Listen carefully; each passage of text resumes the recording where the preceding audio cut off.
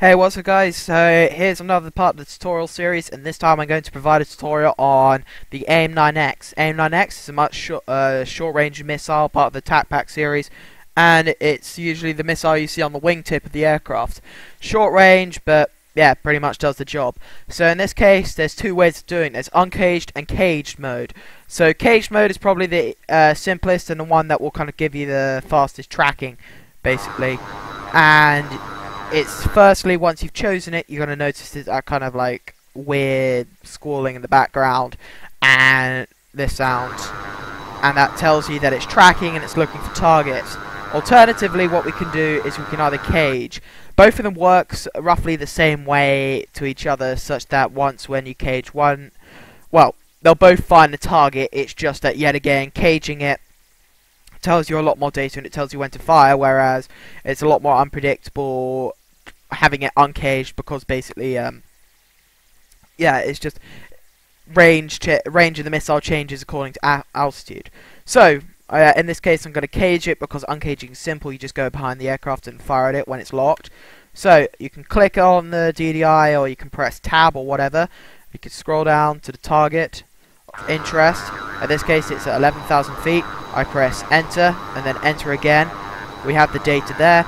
It says now that I've just set it to go straight and level on this drone, and I'm just going to get closer and closer to it. It tells me that the radar is aware that it's tracking the aircraft, and I can get right behind it. I've got less than 10 nautical miles away to firing it.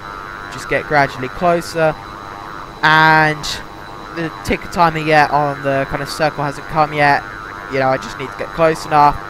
The speed in which I'm kind of catching up to it is 240 knots and increasing. So yeah, just kind of wait until I get close enough and it will tell me when to fire, which is pretty convenient as usual. So we can see on the target here that it's on a 10 nautical mile range right there, and from the third bar that it's a 7.5 nautical miles away. So soon it will give us data whether to fire or not. So we're just waiting until we can kind of do so, and then it'll be all good. Hopefully.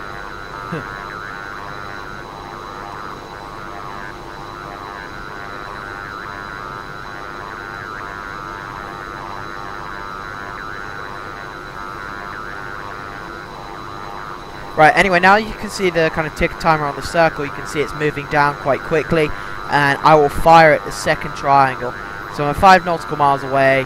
This thing's going pretty quickly. Because this aircraft isn't weaving or anything, it shouldn't be too hard, and it'll be nice and predictable.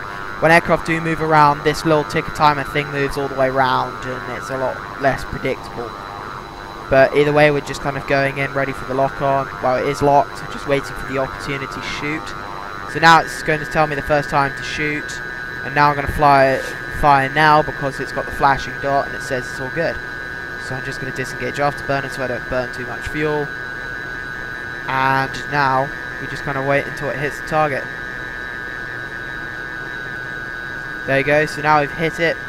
Kind of goes everywhere and it starts crashing. And that's pretty much all that's to it, really. And it's pretty damn easy. As long as you've got the reticle into the green dot when you fire, then it will work fine. Anyway, hope you enjoyed. Thanks. Bye.